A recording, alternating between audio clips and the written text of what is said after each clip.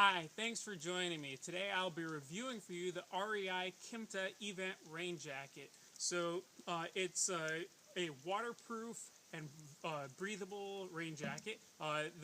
Those are obviously the two main things about it. The question is it waterproof?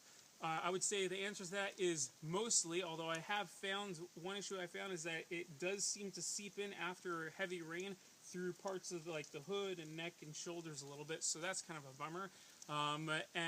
Is it breathable? It is incredibly breathable. So breathable to the point that they even designed it without pit zips like are on most rain jackets. The truth is that it doesn't even need them. It is very, very breathable. And it's made of that event waterproof material. Another, breathable waterproof material on the market is obviously Gore-Tex. Those are kind of a trade-off. This one seems to be a little bit less waterproof, a little bit more breathable, and the Gore-Tex seems to be a little bit more waterproof, but a little bit less breathable. So you got to kind of pick which one's more important to you.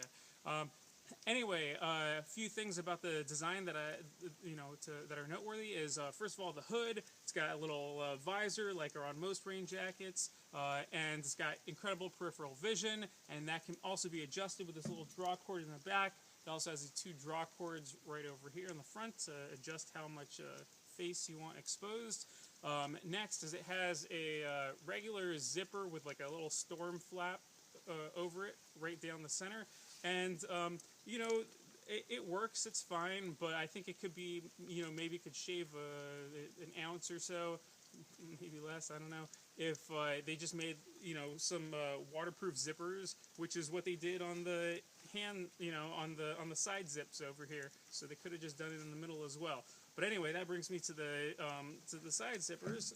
So it has three zippers, mainly. It has the two where your hands would be, and it's got one right here on the inside of that storm flap.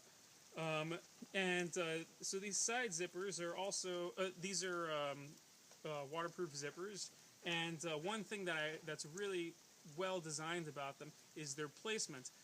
They're placed high enough up on the torso that even if you have your pack buckled in around your waist, you can still get your hands in and out of those pockets and put things in, and take them out of there. That's one really nice thing about it.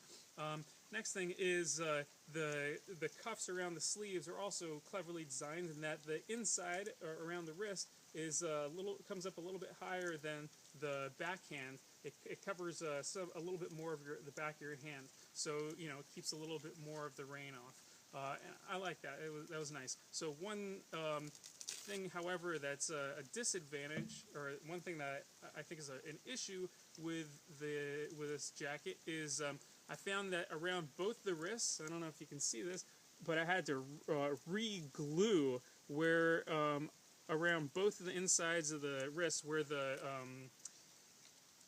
seams are. It comes with like a tape that it tapes, the inside of the seams. And in the dryer, I guess one time, both of those right around the wrists on both of them just came apart, failed me. So I had to just re-glue it, and unfortunately, it adds a little bit of weight onto it. So that's another thing to speak about. Just to mention anyway, is that it is quite lightweight and it does compact quite well.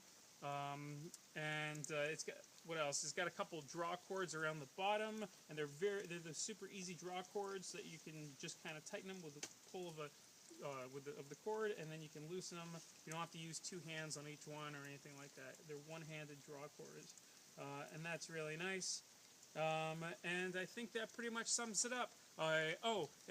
Also one thing to note is that it is quite an expensive jacket. It's about $300, so it's something to take into consideration.